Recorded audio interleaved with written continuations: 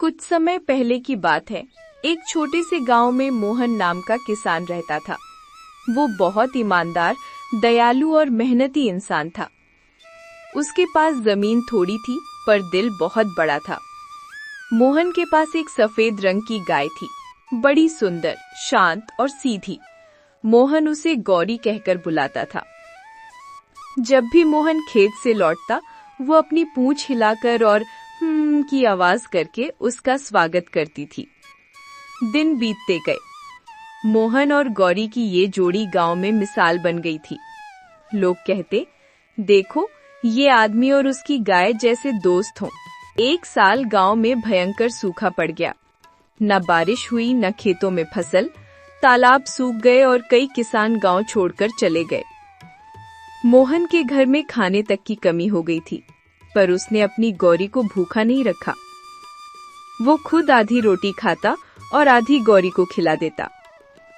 एक दिन उसके मन में ख्याल आया, अगर मैं गौरी को बेच दूं तो शायद कुछ पैसे मिल जाएं और मैं खेत में बीज डाल सकूं। पर जैसे ही उसने गौरी की आंखों में देखा, उसका दिल पसीज गया।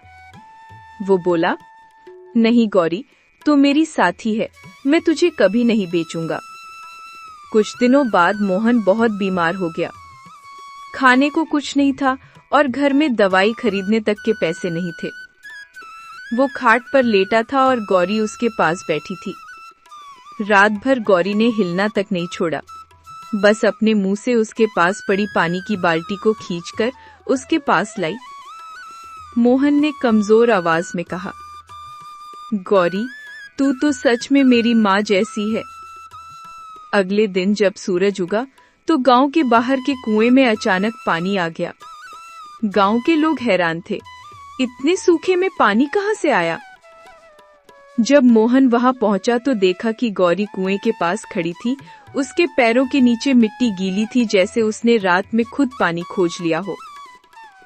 गांव वालों ने कहा, ये तो भगवान की देन है, ये गाय तो चमत्कारी है।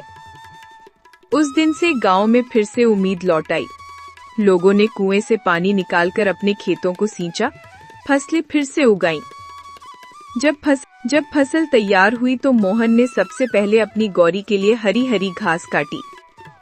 वो बोला, गौरी, आज जो भी है तेरे कारण है। तूने मुझे सिखाया कि जो अपने साथियों की कद्र करता है, उसके जीवन में कभी कमी नहीं रहती है। गौरी ने जैसे मुस्कुराकर उसकी बात समझ ली। उसकी आंखों में प्यार और कृतज्ञता झलक रही थी। दोस्तों, कैसी लगी मोहन और गाय की कहानी? ऐसे ही कहानियां देखने के लिए सब्सक्राइब करें और हाँ, अंगूठा दिख रहा वहां क्लिक करो, उसे भेज दो जिसे ऐसी कहानियां पसंद हो।